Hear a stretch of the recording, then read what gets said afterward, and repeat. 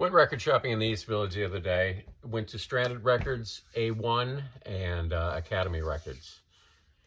First off, Piero Umiliani, Paranoia, is a soundtrack that came out in 1968.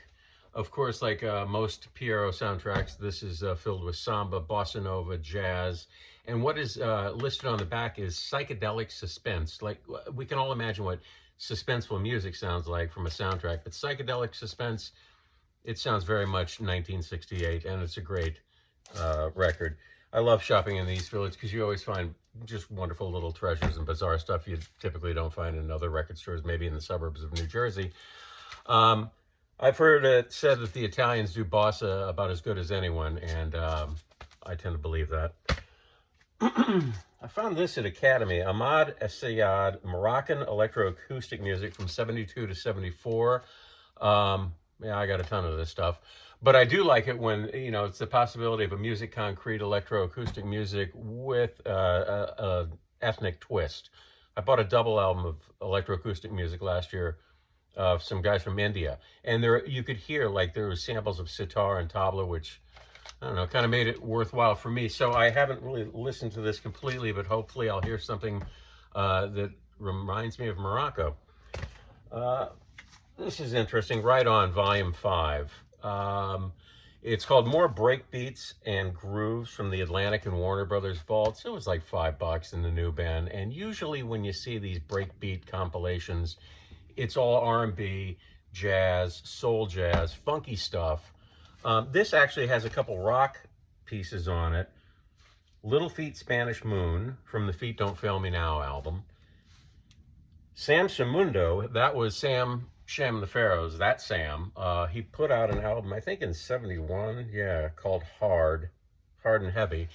I guess trying to get away from his, you know, Sam Sham the Pharaohs years and embrace something a little more heavy in 1971. Anyway, it's got some rock cuts on it as well as jazz cuts. I don't know if they're just working with what they had to fill space. There seems to be 5 volumes of these.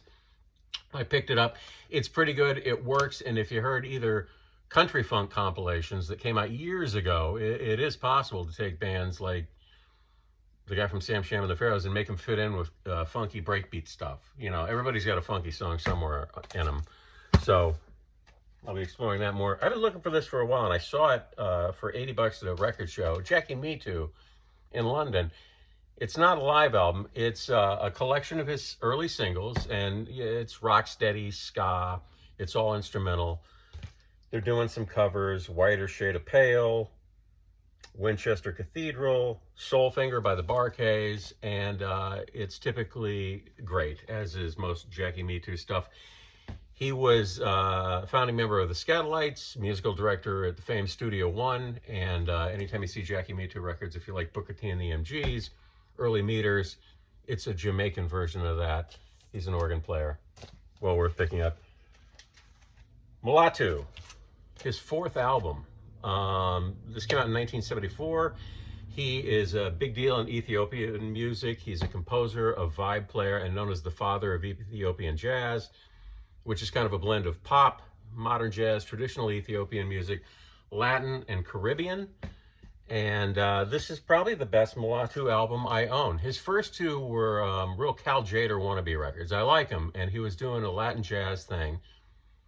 It wasn't quite full-on as bold as Latin jazz because, you know, you've got the Ethiopian sound that kind of softens out the Latin jazz.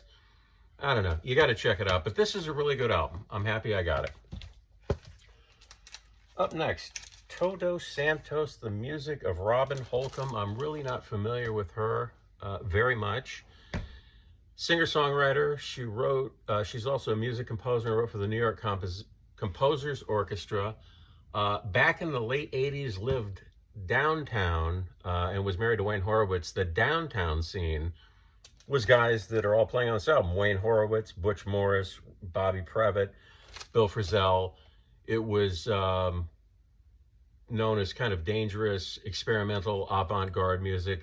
Late 80s, the downtown New York guys. You knew you were getting a fun ride and exhilarating experimental music. Most of them would be filed in jazz. If you're looking for most of the artists who were John Zorn's another one, known as the Downtown Crowd. They're all jazz artists. So looking forward to this. Another dub record. I need this like a hole in the head, but I can't pass up a scientist I don't have. Jamaican dub genius, protege of King Tubby, and he just produces over-the-top dub records. I mean, it's pure dub. I draw a distinction between pure dub and reggae artists who do dub, like Augustus Pablo or Bunny Wailer, who have reggae albums and dub albums. Scientist, Mad Professor. This is just straight up dub. Very few vocals, if any, and echoes bouncing off the wall, and it's late night fun. And if you like that stuff, for my money, these two Scientist records are by far the best, some of the best dub records I have. They're fantastic. And one of them, yeah, it's actually called the best dub record in the world. Huh, he's right. I got Fetus. I don't have this. This is in 1985 when Columbia signed Fetus. And the majors were signing back then a lot of alternative bands, or what was called alternative. And to see what Columbia did with this, I don't think they did anything. I think he scared them. It's tough to describe him. Industrial punk pioneer. Some of the vocals are a little shrieking and wailing. I like Fetus a lot. I think he's a very unusual character and a gifted composer. He does a lot of composing. And if you're interested in an instrumental version of his stuff, Steroid Maximus, he did 2 or 3 albums under this title, and it's instrumental Fetus. And I really like this stuff. Speaking of sounds like no one, John Hassel absolutely sounds like no one.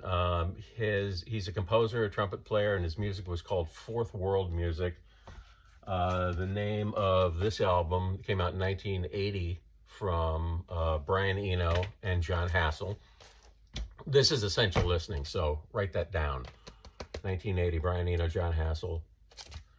Possible Music's Fourth World Volume 1. I don't think there was ever a Volume 2, but they both went on to make a lot of music like this.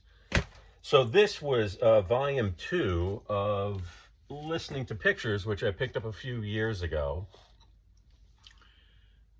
This was, I'm getting my dates mixed up here. Seeing Through Sound 2020, so I think this was 2019. And it's just fantastic music. This is also a John Hassel I picked up. This is outtakes and live stuff from 1990s city works of fiction. And, it's primitive and futuristic at the same time, combining multiple world and ethnic strains with electronics. So you're going to hear African and Arabic with electronic music.